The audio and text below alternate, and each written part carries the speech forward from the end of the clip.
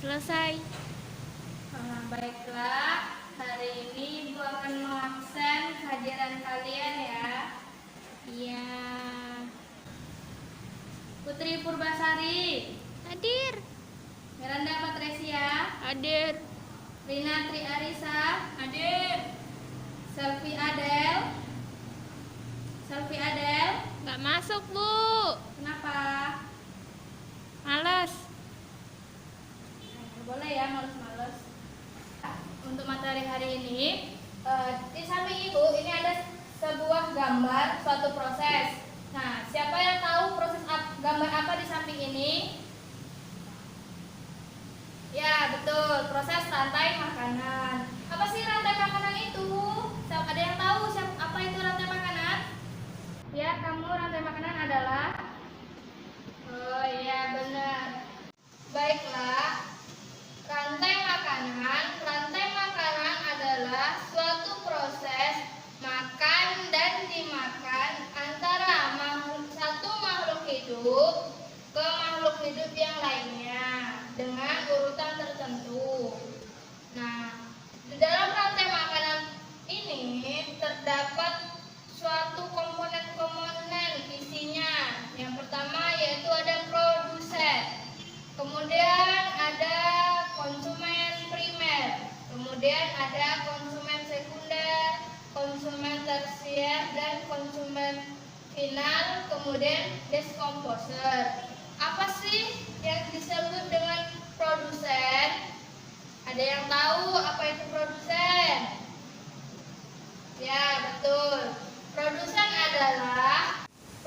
adalah makhluk hidup yang dapat mengolah makanannya sendiri atau membuat makanannya sendiri. Nah, yang kedua yaitu konsumen primer.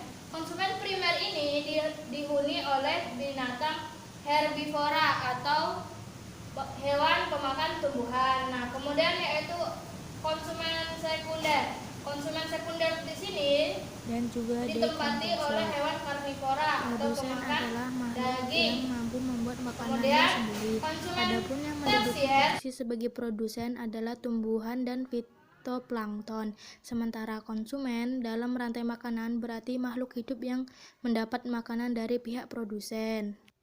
Contoh produsen diantaranya yaitu tumbuhan hijau, alga, dan juga lumut. Konsumen pertama atau primer, konsumen satu merupakan pemakan produsen atau tumbuhan dan biasanya disebut dengan konsumen herbivora. Contohnya seperti sapi, kelinci, kerbau, dan lain-lain. Konsumen sekunder, organisme yang sumber makanannya dari tingkat trofik sebelumnya atau trofik 2. Tingkatan ini diisi oleh hewan-hewan karnivora yang masih bisa dimangsa oleh hewan lain. Contohnya adalah tikus. Konsumen tersier, konsumen ini merupakan pemakan konsumen kedua dan seterusnya hingga konsumen yang terakhir yang disebut dengan konsumen puncak. Biasanya konsumen puncak merupakan hewan yang biasanya dimakan oleh hewan lainnya. Contohnya singa, buaya, dan elang. Dekomposer atau pengurai. Pengurai adalah organisme terakhir dalam rantai makanan, karena pengurai merupakan organisme yang mampu mengubah zat organik menjadi zat anorganik. Contoh pengurai yaitu jamur dan bakteri pengurai.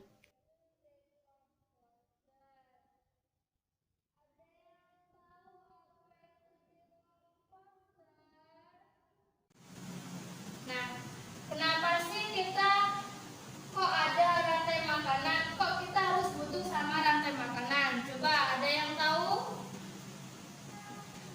Ya, betul. Nah, kenapa apa ada siklus yang namanya proses rantai makanan? Karena makhluk hidup membutuhkan makan sebagai energi untuk tetap hidup.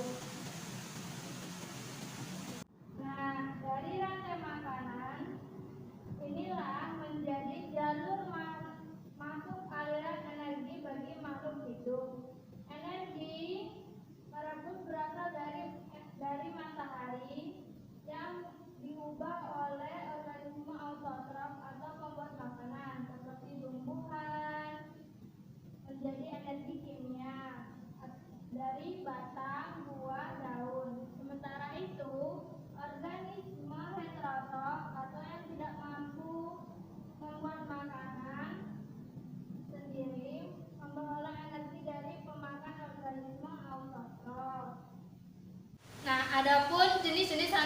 makanan.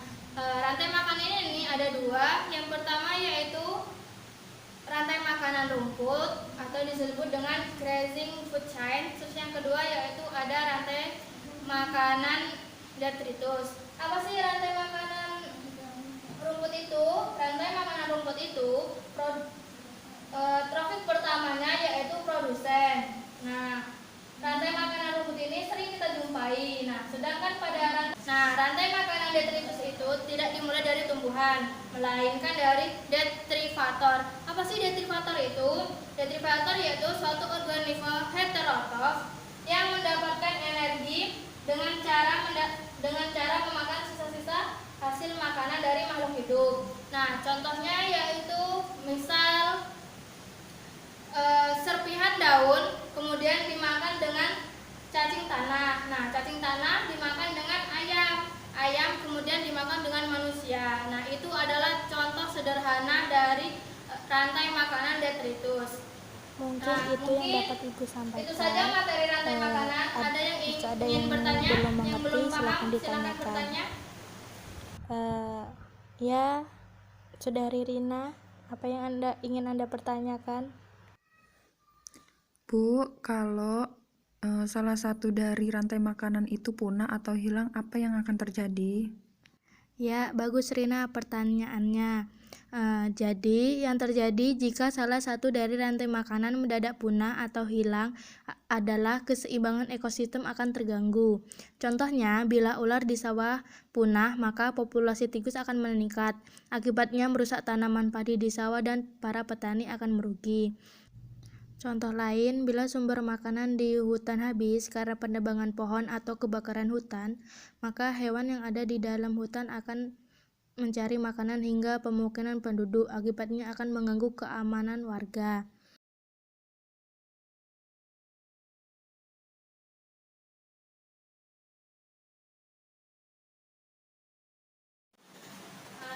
Mungkin itu saja yang bisa saya sampaikan.